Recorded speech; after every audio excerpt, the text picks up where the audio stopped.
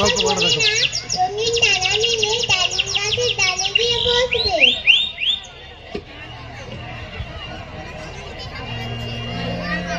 হলদে ডানা পাখির ছানা ডালিম গাছের ডালে লেজটি তুলে